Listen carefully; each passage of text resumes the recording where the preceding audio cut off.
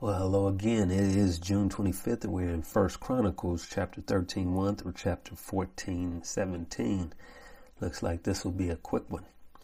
All right. Then David consulted with the captains of the thousands and the hundreds, even with every leader. David said to all the assembly of Israel, "If it seems good to you, and if it is from the Lord our God, let us send every one to our kinsmen who remain in all the land of Israel, also to the priests and the Levites who are with them in their cities with pastured lands, that they may meet with us, and let us bring back the ark of our God to us, for we did not seek it in the days of Saul." Then all the assembly said that they would do so, for the thing was right in the eyes of all the people. So David assembled all Israel together from the Shihor of Egypt even to the entrance of Hamath, to bring the ark of God from Kiriath Jearim. David and all Israel went up to Baalah, that is, to Kiriath Jearim, which belongs to Judah, to bring up from there the ark of God, the Lord who is enthroned above the cherubim, where his name is called. They carried the ark of God on a new cart from the house of Abinadab, and Uzzah and Ahio drove the cart.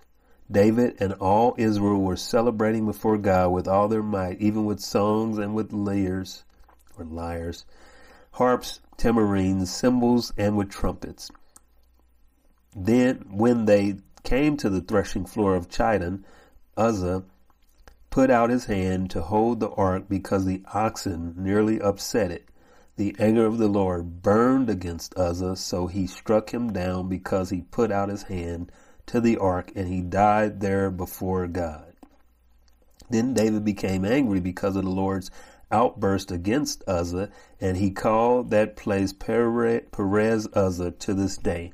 David was afraid of God that day, saying, "How can I bring the ark of God home to me?" So David did not take the ark of God with him to the city of David, but took it aside to the house of Obed-Edom the Gittite. Thus the ark of God remained with the family of Obed-Edom in his house 3 months, and the Lord blessed the family of Obed-Edom with all that he had.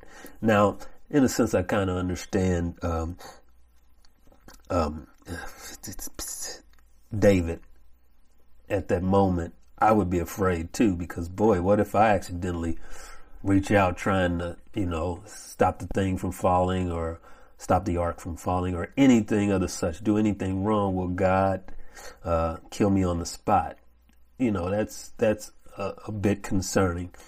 But God knows what he's doing. God has his plan and his ways, and he's in control, and it's not these random little things that just throw him off, where he just loses his mind and does something harsh. He knows our hearts. He knows who's for him and not for him. He knows who will obey, and so on and so forth. So I'm sure there's something in there, but one thing I do want to point out is God doesn't play, so we should all fear him. And when he's telling us to obey and do his commands, love him above all and love our neighbors as ourselves, and however else, what's included in that, then we should heed to his words and take them very seriously, because again, God does not play. But as you also see, he blessed Obed-Edom.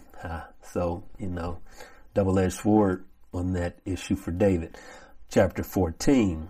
Now Hiram, king of Tyre, sent messengers to David with cedar trees, masons, and carpenters to build a house for him. And David realized that the Lord had established him as king over Israel, and that his kingdom was highly exalted for the sake of his people Israel. Then David took more wives at Jerusalem, and David became the father of more sons and daughters. These are the names of the children born to him in Jerusalem: Shammua, Shobab, Nathan, Solomon, Ibhar, Eliashua, Elpelet, Nogah, Nepheg, Japhiah, Elishama, Beeliada, and Eliphelet. When the Philistines heard that David had been anointed king over all Egypt, all the Philistines went up in search of David, and David heard of it and went out against them. Now the Philistines had come and made a raid in the valley of Rephaim. David inquired of God, saying, Shall I go up against the Philistines? And will you give them into my hand? And the Lord said to him, Go up, for I will give them into your hand. So they came up to Baal Perazim, and David defeated them there. And David said, God has broken through my enemies by my hand, like the breakthrough of waters. Therefore they named that place Baal Perazim. They abandoned their gods there. So David gave the order, and they were burned with fire. The Philistines made yet another raid in the valley.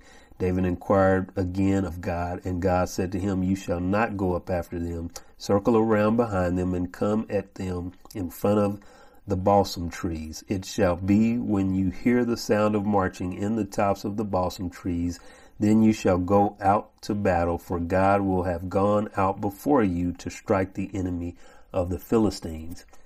David did just as God had commanded him, and they struck down the army of the Philistines from Gibeon even as far as Gezer. Then the fame of David went out into all the lands, and the Lord brought the fear of him on all nations. Now, continuing on to Psalm 78, verses 1 through 11. Here we read, Listen, O my people, to my instruction. Incline your ears to the words of my mouth. I will open my mouth in a parable. I will utter dark sayings of old, which we have heard and known, and our fathers have told us. We will not conceal them from their children, but tell to the generations to come the praises of the Lord and his strength and his wondrous works that he has done. For he established a testimony in Jacob and appointed a law in Israel, which he commanded our fathers, that they should teach them to their children, that the generation to come might know, even the children yet to be born, that they may arise and tell them to their children, that they should put their confidence in God and not forget the works of God, but keep his commandments and not be like their fathers, a stubborn and rebellious generation, a generation that did not prepare its heart and whose spirit was not faithful to God. The sons of Ephraim were archers equipped with bows, yet they turned back in the day of battle. They did not keep the covenant of God and refused to walk in his law. They forgot his deeds and his miracles that he had shown them. And then quickly on to Proverbs 19, verse 20 through 21. Listen to the counsel and accept discipline, that you may be wise the rest of your days. Many plans are in a man's heart, but the counsel of the Lord will stand. All right. That is the end of June 25th. Thank you. God bless. Hope to see you soon.